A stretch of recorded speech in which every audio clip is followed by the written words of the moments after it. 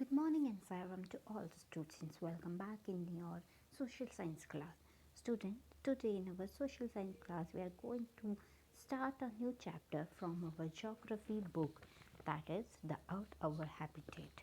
And we are going to start chapter number 7, our country India. As you already know about the India, that India is a country of full of diversity. It has variety of culture, it has variety of food, it has variety of different religion. So yes, we know about India very much, but today in this geography chapter we'll understand India according to its geographical uh, changes, variety, their locational setting, and so on. So let's start our chapter number 7, our country India. So here we have a map of India. In this map you can see that we have Himalayas at the north, we have Arabian Sea. Here we have Arabian Sea in the west, Bay of Bengal in the east, and the Indian Ocean. Indian Ocean, you can see our Indian Ocean at the south. So we have a lot of variety. Somewhere we have hilly area, somewhere we have plains, we also have desert, we have islands also, as we had already read this in our chapter number 6, major domains of landforms. So yes, India is about a variety of different kind of landforms also. So let's understand our country more. So students, India is a country of a vast geographical expanse. In the north, it is bounded by the lofty Himalayas. Arabian Sea is in the west, the Bay of Bengal in the east, and the Indian Ocean in the south was the source of Indian peninsula. Now about the area. So it is very important you can mention or underline in your books also that India has an area of about 3.2 million square kilometer. Yes, now as everybody knows that our country, our own country India has an area of about 3.2 million square kilometer. So student, you have to learn this figures. Now let's talk from north to south and from east to west. When I am talking about north to south, I am showing you in your diagram north to south. I am talking about this. And when I am talking about east to west, I am talking about this. Okay, so north to south and east to west, I am going to tell you more. So here the north to south extent Kashmir to Kanyakumari is 3200 kilometer. Okay, north to south means Kashmir to Kanyakumari 3200 kilometer. East to west means from Arunachal Pradesh to Kutch 2900 kilometers. So north to south 3200 and like this 2900 kilometer. So this is about an area of the country India. So total area 3.2 million square kilometer, north to south 3200 kilometer and east to west 2900 kilometer. Learn these figures students.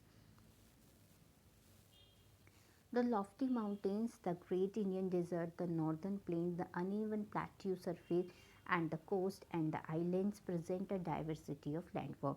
This whole topic we had already covered in our chapter number 6, major domains of the landform. So yes, we have the variety of mountains, we have a variety of desert, we have desert, northern plains we plateaus, we have Deccan plateaus, the example, islands, we have Lakshadweep island. So India is full of diversity in form of culture also as well as the landforms. There is a great variety in the climate, vegetation, wildlife as well as in the language and culture also. and because of these diversity, our country is rich of heritage. In this diversity, we find unity that is reflected in tradition that bind us as one nation. India is the second most populous country in the world after China. Everybody knows that China is the first populated country, and afterwards, India is the second populous country after China. So, student, what is your today's homework? A short homework, like you have to find out the current population of the India.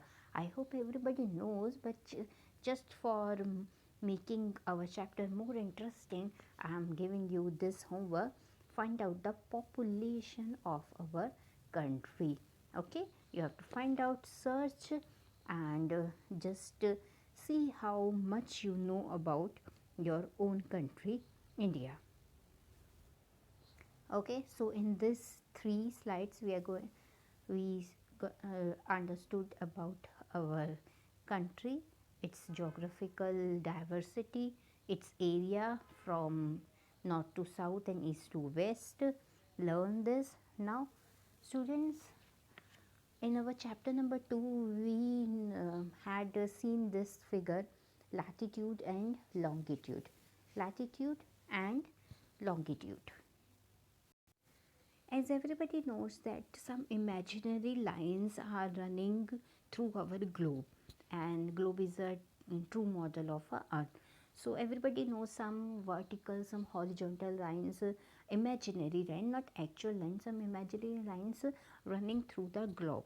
So imaginary line running on the globe divides it into two parts. This line is known as the equator. Everybody knows, and you can see equator in the figure itself. The northern half of the earth is known as the northern hemisphere, and the southern half of the earth is known as the southern hemisphere. They both halves are equal.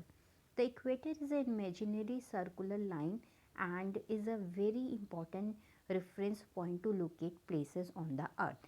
Now, because we are going to understand about the location of our country, so that's why I am telling you about the longitude and latitude first.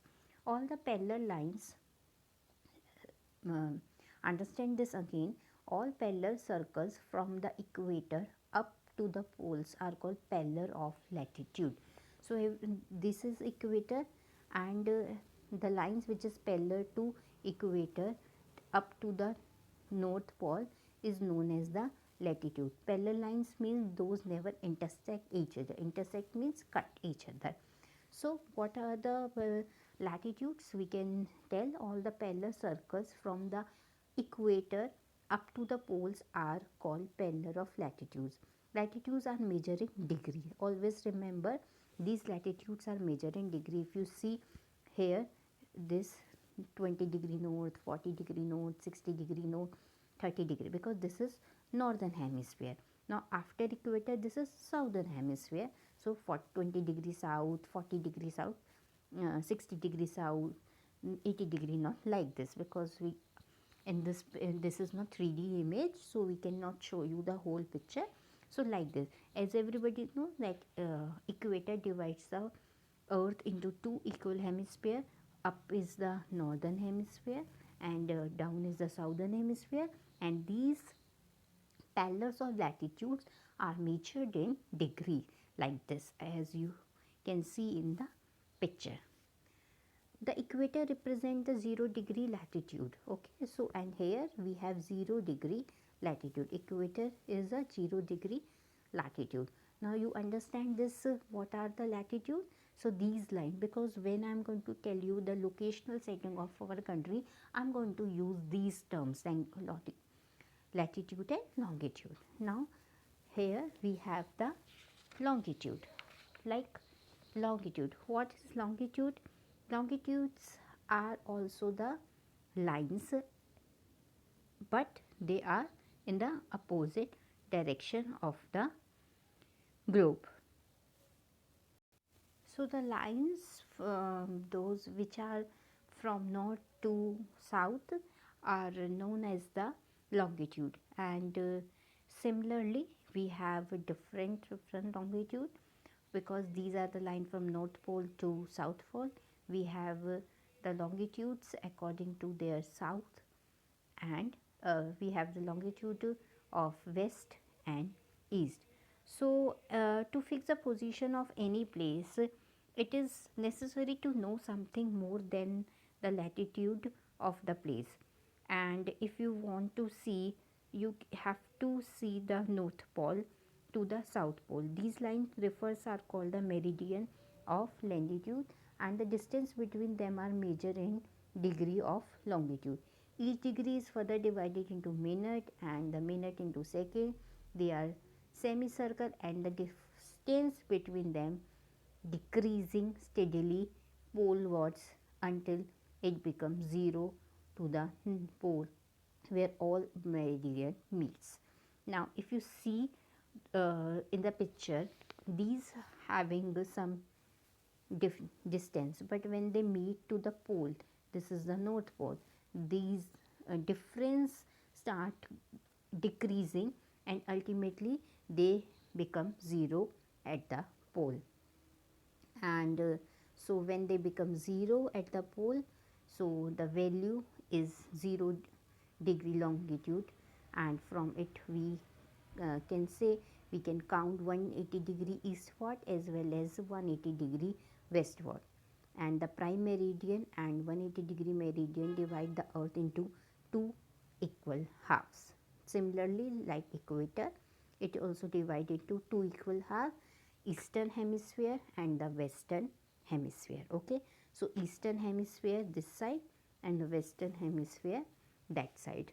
So these lines of latitude and longitude help us in locating any place or time on the of any place. So let's see our locational setting of our country, India. So everybody knows that India is located in the northern hemisphere. Where is our country located? Northern hemisphere, because our continent Asia is there.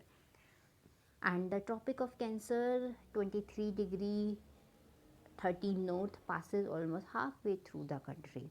And from south to north, the main line of India extends between 8 degree 4 north and 37 degree 6 north latitude. And from west to east, we can say it is 68 degree 7 east and 97 degree 25 east longitudes. So here we have some locational setting of our country. There could be wide difference in the local time of places located at the extreme point of India. Like extreme point, when I am talking about extreme point, we can see the Arunachal Pradesh or Gujarat example. The local time changes by 4 minutes for every 1 degree of longitude, because the different states are on the different longitude. So we can say the local time is different from when it changes its place from one longitude to another. And the sun rises about 2 hours earlier in the east Himachal Pradesh than in the west Gujarat. And this difference is only because our states are at a different longitude. Longitude is a very important part of understanding any timing of any state. And to make it more clear, you have to understand these horizontal and vertical lines of latitude and longitude. And because everybody knows that the prime meridian divide the uh, earth into two sides, as I told you, eastern hemisphere and the western hemisphere, and each longitude have a difference of 4 minute timing. So if some places on, we can say, 30 degree east and another is on 31 degree east, the difference between timing is 12 to 12 4 minute. So this difference we can you can deduct or we can eliminate by using the standard time or we can say by using the IST, Indian Standard Time. So this is all about our country India area, what is its location area and its locational setting. So today we are going to finish our two topics only. First is about our country area and second is about locational settings of India. So as I told you, or as I have one question for you, that you have to find out the current population of India, and this you can find out from any book, or you can search anywhere, you can ask from your elder. Okay students, and what you have to do, you have to read these two topics in your book, underline the main point, and if you have any question in your mind, you can ask, you can search in the books. Okay, so start learning, start studying, be safe at home.